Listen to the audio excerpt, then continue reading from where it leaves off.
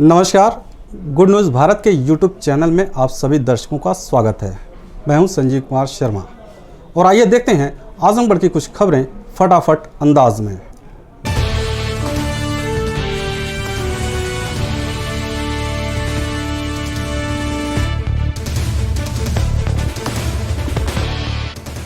आजमगढ़ जिले में 17 जून को आई कोरोना जांच रिपोर्ट में एक व्यक्ति और कोरोना पॉजिटिव मिला है, जबकि 4 और मरीज स्वस्थ होकर डिस्चार्ज किए गए। इस बात की जानकारी सीएमओ डॉक्टर ए के मिश्रा ने दी।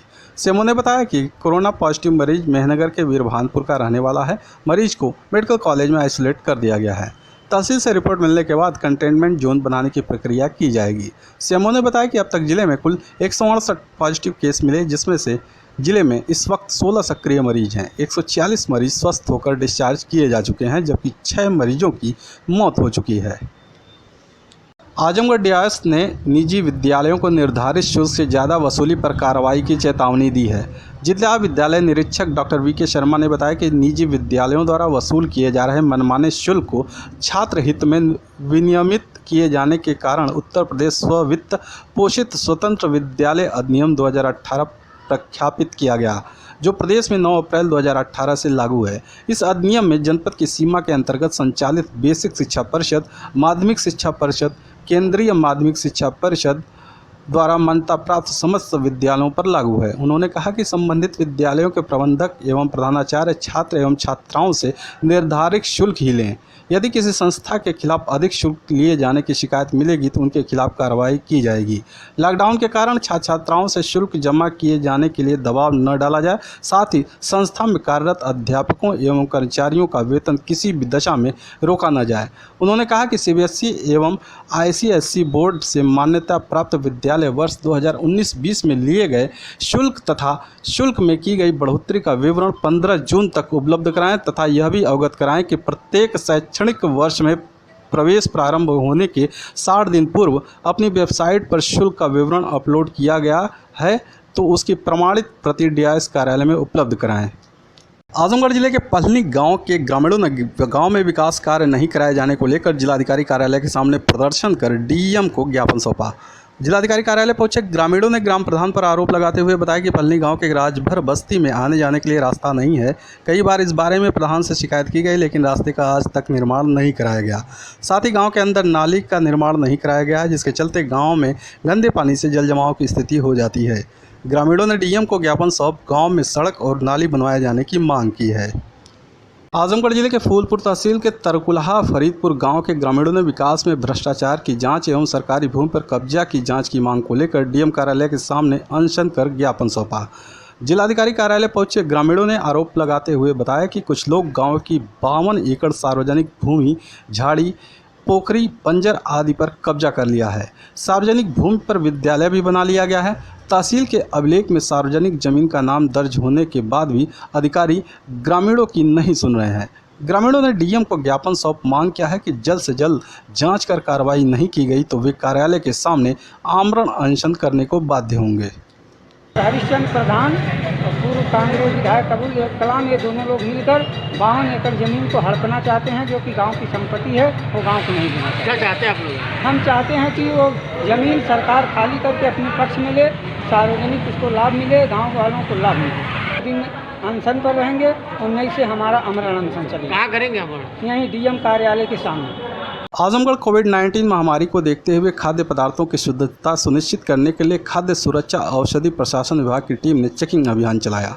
डीएम के आदेश पर एफएसडीए की टीम ने 12 ढाबा, मिठाई की दुकान की चेकिंग की।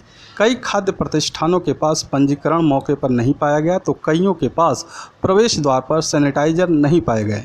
कुछ प्रतिष्ठानों पर संचालक मास्क नहीं लगाए थे, कहीं शारीरिक दूरी का नियमानुसार पालन नहीं हो रहा था। ऐसे में इन खाद्य कारोबारियों को मानक संचालन प्रक्रिया से अवगत कराते हुए व्यवस्था संतोषजनक न पाए जाने पर 12 खाद्य कारोबारियों के विरुद्ध नोटिस जारी की गई है। 2 दिनों में अनुपालन न किए जाने पर खाद्य सुरक्षा मानक अधिनियम 2006 एवं आपदा महामारी अधिनियम 1897 के सुसंगत प्रावधानों के तहत कार्रवाई कर दी जाएगी। आजमगढ़ ग्राम पंचायतों के टेंडर प्रकाशन प्रकरण में जांच के बाद डीडीओ और रविशंकर राय और तत्कालीन डीपीआरओ श्रीकांत दरवे के निलंबन की संस्तुति पर विकास कर्मियों ने बैठक कर नाराजगी व्यक्त की। विकास भवन के सभागार में ग्राम पंचायत अधिकारी एवं ग्राम पंचायत अधिकारी समन्वय समिति की बैठक हुई। समिति के अध्यक्ष शांति शरण सिंह ने कहा कि ग्राम पंचायत द्वारा अपनाई जा रही टेंडर प्रक्रिया में किसी प्रकार की अनियमितता नहीं की गई है। कोई भी प्रक्रिया ग्राम पंचायत स्तर से अपनाई जाती है, उसके लिए ग्राम पंचायत एक स्वायत्त संस्था है, उसके द्वारा लिया गया निर्णय सर्वोपरि है। ऐसे में डीडीओ व डीपीआरओ के निलंबन में एक तरफा निर्णय लिया गया है। यदि मंडलायुक्त इस पर पुनर्विचार नहीं करती हैं तो वे कार्य बहिष्कार के लिए बाध्य होंगे। जैसा कि पूर्व से प्रचलित है और परंपरा भी है और शासनादेश भी है कि ग्राम पंचायत या किसी भी कार्यदायी संस्था द्वारा जो है कोई भी कार्य कराने से पहले अगर मानक के अनुसार जो है अगर 1 लाख से ऊपर का कोई एक मटेरियल लगता है तो उस पर टेंडर किया जाता है। उसी क्रम में ग्राम पंचायतों ने शासनादेश के ही क्रम में अपना आजमगढ़ जनपद में टेंडर कराया। टेंडर में कमिश्नर के चॉइस के पेपर को हम जब टेंडर नहीं ग्राम पंचायतों ने दिया तो उससे चिढ़ करके एक स्थानीय पेपर के पत्रकार को जो है बुला करके उनसे एक एप्लीकेशन दिला करके पूरे जनपद के कर्मचारियों ग्राम पंचायत सचिवों के खिलाफ कार्रवाई करने का प्रस्ताव जो है आदेश दिया गया है और उसमें जिला पंचायत राज अधिकारी और जिला विकास अधिकारी के खिलाफ जो है कार्रवाई करने की संस्तुति की गई है। जिसके विरोध में आज हम लोगों ने रणनीति तैयार किया है कि अगर 24 घंटे के अंदर उनका जो है वो वापस नहीं लेती है अपने आदेश को, बल्कि फरमान को, आदेश को, तो परसों हम लोग पूरे जनपद का काम ठप कराते हुए कमिश्नर का घेराव करेंगे। मिलते हैं एक छोटे से ब्रेक के बाद। आप देखते रहिए गुड न्यूज़ भारत।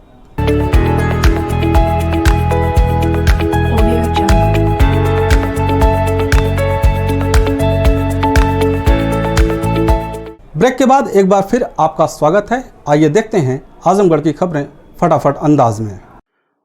वैसे तो अपराध जगत में अंडरवर्ल्ड और आतंकवाद को लेकर यूपी का आजमगढ़ जनपद हमेशा सुर्खियों में रहा है, लेकिन आजमगढ़ जनपद इस बार एक ऐसी सफलता को लेकर सुर्खियों में है जो साइबर अपराध को लेकर है।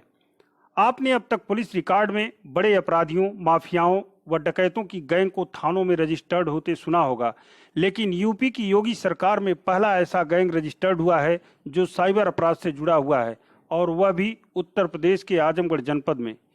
पुलिस ने 17 जून को एक ऐसे गैंग का खुलासा किया जो समय और टेक्नोलॉजी के बदलाव का सहारा लिया और साइबर क्राइम करने की एक गैंग बनाई। फिलहाल पुलिस ने इस गैंग के मुख्य सरगना सहित 5 लोगों को गिरफ्तार किया है और इस गैंग में 24 लोगों को रजिस्टर्ड किया है, जिनके हिस्ट्री सीट खोलने की तैयारी पुलिस कर रही है। आपको जानकर ताज्जुब होगा कि उत्तर प्रदेश का पहला साइबर क्रिमिनल गैंग रजिस्टर्ड हुआ है, जिसकी शुरुआत आजमगढ़ से हुई है। इस बात को लेकर एक बार फिर आजमगढ़ जनपद सुर्खियों में है। शायद यह सफलता आजमगढ़ के खाते में इसलिए गई है कि मौजूदा समय में आजमगढ़ के जो एसपी प्रोफेसर त्रिवेणी सिंह हैं, वह साइबर के एक्सपर्ट हैं।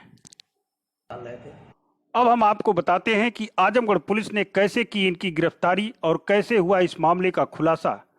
आजमगढ़ पुलिस की माने तो आजमगढ़ सहित यूपी के विभिन्न जिलों में एटीएम कार्ड की क्लोनिंग तथा एटीएम कार्ड बदलकर मासूम जनता के बैंक खाते से पैसा निकालने की शिकायतें काफी दिनों से मिल रही थी। इस मामले में एसपी आजमगढ़ प्रोफेसर त्रिवेणी सिंह ने एसपी क्राइम सुधीर जायसवाल, क्षेत्राधिकारी सदर मोहम्मद अकमल खान के नेतृत्व में साइबर सेल स्वाट प्रभारी थानाध्यक्ष दीदारगंज को गैंग का खुलासा करने और गिरफ्तारी करने के लिए लगाया था। पुलिस की गिरफ्त में आए इन 5 नकाबपोश अपराधियों को गौर से देखिए। इसी 5 के साथ है इनका मुख्य सरगना नवीन गौतम, जो आजमगढ़ जिले के दीदारगंज थाने के भादो गांव का है। इसी की देखरेख में चलता है साइबर अपराध का कारोबार। यह कारोबार आजमगढ़ ही नहीं, आसपास के जनपदों में भी फैल गया है। दीदारगंज थाने की सुरहन तिराहे पर दीदारगंज और एसओजी पुलिस मौजूद थी। यह स्थान आजमगढ़ और जौनपुर जनपद की सीमा पर है। पुलिस टीम ने इन 5 संदिग्ध व्यक्तियों को पकड़ने की कोशिश की तो वे भागने लगे, लेकिन पुलिस ने घेरेबंदी कर इन्हें गिरफ्तार कर लिया और इनकी तलाशी ली तो इनके पास से 12 एटीएम कार्ड, 1 तमंचा और कारतूस भी बरामद हुआ। पुलिस ने जब इनसे कड़ाई से पूछताछ की तो यह कार्ड क्लोनिंग और एटीएम फ्रॉड के माहिर खिलाड़ी निकले। पूछताछ में उन्होंने यह भी बताया कि यह बैंक के खाता धारकों का एटीएम कार्ड बदलकर वह कार्ड की क्लोनिंग कर उनका पैसा निकाल लेते हैं और आपस में हिस्सा बांट लेते हैं। इसके लिए पहले यह एटीएम के बाहर खड़े होकर रेकी करते हैं, फिर गमछा बांधकर ग्राहक के पीछे एटीएम की लाइन में खड़े हो जाते हैं। इसके बाद मदद करने के बहाने कार्ड बदल लेते हैं और ग्राहक के पासवर्ड जानकर एटीएम से पैसे निकाल लेते हैं। इनकी गैंग में कुल 24 सदस्य हैं और गैंग का लीडर नवीन गौतम है। उसी के निर्देश पर यह लोग आजमगढ़ के अलावा उत्तर प्रदेश के विभिन्न जनपदों में एटीएम बदलने व क्लोनिंग कर पैसा निकालने का कार्य करते हैं। आज जो 5 व्यक्ति पकड़े गए हैं उसमें से 4 नवीन गौतम, शिवम, सिकंदर राजभर, अविनाश आजमगढ़ जिले के दीदारगंज थाना क्षेत्र के रहने वाले हैं। एक व्यक्ति प्रवेश जो जौनपुर जिले के खेतासराय के नौली गांव का है। इसमें नवीन गौतम के ऊपर 14 मुकदमे दर्ज हैं। नवीन इस गैंग का मुख्य सरगना है। आजमगढ़ पुलिस अधीक्षक प्रोफेसर त्रिवेणी सिंह के निर्देश पर यूपी में पहली बार आजमगढ़ में साइबर क्राइम को एक गैंग के रूप में रजिस्टर्ड करने का आदेश दिया गया है। उन्होंने कहा है कि इन्हें साइबर अपराधी गैंग के रूप में रजिस्टर्ड कर लिया गया है। अब इस गैंग के सभी सदस्यों की हिस्ट्री शीट खोलने के साथ ही गैंगस्टर और कुर्की की भी कार्रवाई की जाएगी। इतना ही नहीं, आजमगढ़ के एसपी ने साइबर क्राइम के इतने बड़े मामले का खुलासा और गिरफ्तारी करने वाली टीम को 25,000 रुपये इनाम देने की घोषणा की है। पुलिस टीम में दीदारगंज के थानाध्यक्ष Dharmendra Kumar Singh, SI Akhilesh Chand Pandey, SI Javed Akhtar, SOG inspector Anand Kumar Singh, constable Dilip Pathak, Aurangzeb Khan, Manish Kumar Singh, Anita Kumari और शीला चौरसिया शामिल हैं। क्लोनिंग करके और कार्ड स्वैप करके लोगों के पैसे जो है धोखाधड़ी करके निकाल रहे थे क्रिमिनल्स। तो इस गैंग पे हम लोग काम कर रहे थे। अभी पूरा हम लोगों ने गैंग आइडेंटिफाई कर लिया है। उसमें 5 ऐसे साइबर क्रिमिनल पकड़े गए हैं जिनके पास से कार्ड की क्लोनिंग के डिवाइस और इस तरह के जो उन्होंने 12 कंप्लेंट हमारे यहाँ थे। 12 कंप्लेंट में उनसे सीधे कनेक्टिविटी बन रही थी। 5 लोगों को पकड़ा गया है। पूरा ये गैंग 24 लोगों का गैंग है।